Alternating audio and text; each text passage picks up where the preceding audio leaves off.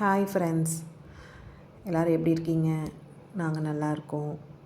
இந்த வீடியோ பார்த்திங்கன்னா இன்னொரு அப்டேட் வந்து டிஎஃப்ஓ பற்றி ஒரு அப்டேட்காக தான் நான் இந்த வீடியோ போஸ்ட் பண்ணுறேன்.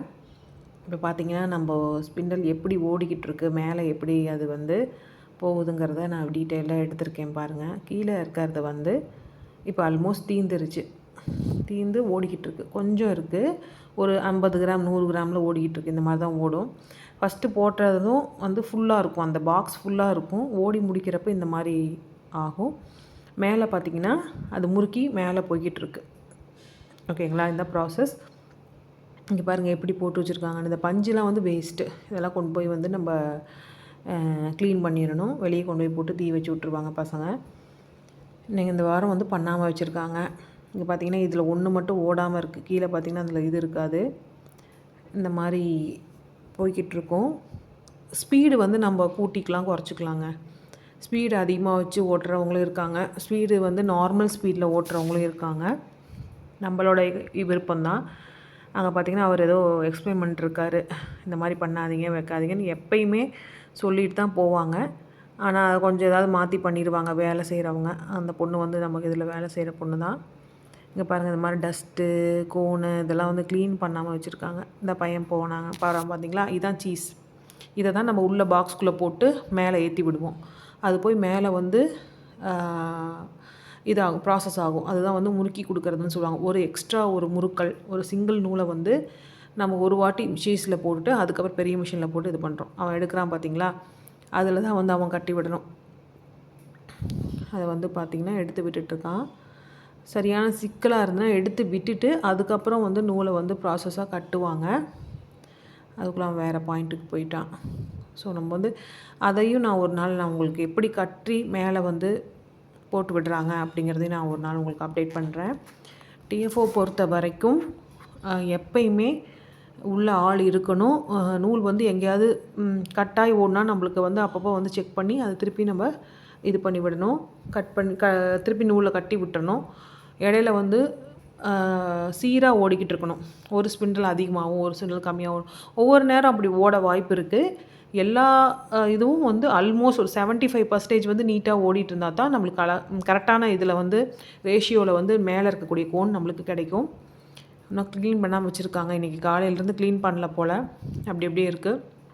இதெல்லாம் பேக்கிங்க்காக வெயிட் பண்ணுற கோனு. ஆல்மோஸ்ட் ப்ராசஸ் முடிச்சு இப்படி தான் வரும். வெயிட் மிஷினில் வைக்கிறப்போ இப்படி தான் வரும். அவங்க வந்து க்ளீன் பண்ணிக்கிட்டு இருக்காங்க. பார்த்திங்கன்னா இந்த பக்கம் வெளியில் இது மெயின் என்ட்ரன்ஸ் இதுதான். இது வந்து சீஸ் மிஷின் பார்த்திங்கன்னா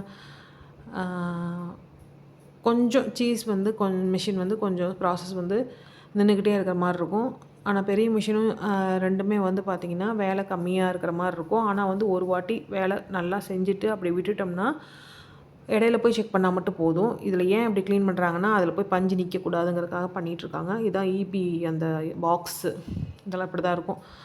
அதை வந்து டீட்டெயில்டாக நான் இன்னொரு வீடியோவில் அப்லோட் பண்ணுறேன். பார்த்திங்களா, சீஸ்க்கு மட்டும் ஒர்க் இருந்துக்கிட்டே இருக்கும். ஏன்னா அடுத்தடுத்து காலியாக சீஸ் வந்து போட்டு மேலே இது பண்ணிகிட்டே இருக்கணும். இதுதான் சீஸ் மிஷின், இப்படி தான் இருக்கும். இங்கே தான் வந்து நம்ம ஃபஸ்ட்டு ப்ராசஸை பண்ணுறோம். ஃபஸ்ட்டு ப்ராசஸ் வந்து இதில் போட்டு தான் நம்ம பண்ணுவோம். அதுக்கப்புறம் தான் வந்துட்டு பெரிய மிஷினுக்கே கொண்டு போவோம். அந்த சீஸோட இதை வந்து அங்கே கொண்டு போவோம். இந்த ப்ராசஸ் வந்து முடிஞ்சு கடைசியில் வந்து இந்த மாதிரி பேக்கிங்க்கு ரெடி ஆகும். பேக்கிங் பார்த்திங்கன்னா 40 கோன் வந்து ஒரு பையில் வந்து நம்ம அடுக்கிறோம். ஒவ்வொரு ரோலையும் வந்து பார்த்திங்கன்னா 5 கோன் வைப்போம். ஒரு ரோ வந்து ஃபுல்லாக 10 கோன் இருக்கும். அப்படியே 4 ரோ போடுவோம். 40 கோன்ஸ் வந்து உள்ளே இருக்கும். இதெல்லாம் வந்து வெளியில் வந்து அடுக்கி வச்சுருக்காங்க. எல்லாம் பேக்கிங் போட்டு இதுதான் சிங்கிள் வந்தாலே தெரியும். சிங்கிளில் வந்து பிரித்து ஓட்டி இந்த மாதிரி பாக்ஸ் பேக்கிங் பண்ணி வெளியே அடுக்கி வச்சுருவாங்க. இந்த மாதிரி இருக்குது பார்த்திங்களா, தார்பாய் போட்டு வச்சுருக்கோம். மழை வந்தால் நனையாமல் இருக்கிறதுக்காக இந்த மாதிரி ப்ராசஸ் பண்ணியிருக்காங்க. இது எல்லாமே வந்து ஒரு செட் ஆஃப் பேக் வந்து இது ரொம்ப நாளாக இங்கே இருக்குது. ஏன் அப்படின்னா வந்து அது கொஞ்சம் இது ஆர்டர் இல்லைங்கிறதுக்காக அந்த பிங்க் கலர் மட்டும் அப்படியே இருக்குது, நம்மக்கிட்ட ஸ்டாக் அவுட் அப்படியே இருக்குது. மித்ததெல்லாம் மூவ் ஆகிட்டுருக்கு. அப்படி தாங்க நம்ம ப்ராசஸ் போயிட்டுருக்கோம். எப்போயுமே கம்பெனி வந்து க்ளீனாக வச்சுக்கணும். அந்த பொண்ணு நம்மக்கிட்ட வேலை செய்கிற பொண்ணு தான் க்ளீனாக வச்சுப்போம். அப்படி பேக்கிங்கும் போடுவாப்படி, எல்லா வேலையும் தெரியும். சீஸும் ஓட்டுவாப்படி, எல்லாமே பார்த்துக்குவாப்படி. ஓரளவுக்கு உள்ள க்ளீனாக பார்த்துக்குவாப்படி. இவன் வந்து இப்போ புதுசா வந்திருக்கான் இந்த பையன். பார்த்திங்கன்னா, இப்போ என்ன பண்ணுறாங்கன்னா, அந்த பக்கம் இருக்கக்கூடிய பையை வந்து இந்த பக்கம் தூக்கி போட போகிறாங்க. அந்த ப்ராசஸ் தான் நடந்துக்கிட்டு இருக்கு. ஏன்னா, ஒரு ஆளாக பண்ண முடியாது இல்லையா? கூப்பிட்டுட்ருக்காப்படி, வந்து எடுத்து போடுப்பா அப்படின்னு. அந்த பையன் வந்து அந்த பக்கம் போயிட்டுருக்கான்.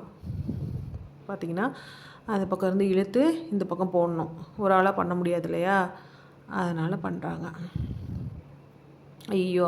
அப்படி சொல்கிறாங்க. ஏன்னா என் மேலே இது விழுந்துச்சு என்னமோன்னு பார்க்குறாங்க. நான் வீடியோ எடுத்துகிட்ருக்கேன் இல்லையா? அதனால் பார்த்து எடுத்து வைக்கிறாங்க, கரெக்ட் பண்ணி வைக்கிறாங்க. எல்லாமே கையில் வேலை செய்யணுங்க. கையில் வேலை ஆகணும், இல்லாட்டி கஷ்டம். இந்த வீடியோ வந்து உங்களுக்கு ஒரு சின்ன அப்டேட், டிஎஃப்ஓ பற்றி கொஞ்சம் அப்டேட்ஸ் வந்து தெரிஞ்சிருப்பீங்க. நெக்ஸ்ட் வீடியோவில் இன்னும் ப்ரீஃபாக பார்க்கலாம். இந்த வீடியோ பிடிச்சிருந்தா லைக் கொடுங்க, ஷேர் பண்ணுங்கள், ஃப்ரெண்ட்ஸ் அண்ட் ஃபேமிலிக்கு சப்போர்ட் பண்ணுங்கள். எங்கள் நகுலுனியா சேனலுக்கு இன்னும் நிறைய வீடியோஸ் வந்து நான் அப்லோட் பண்ணுறேன். அது வரைக்கும் உங்களிருந்து விடைபெறுவது நகுலுனியா சேனல். பாய், டேக் கேர்.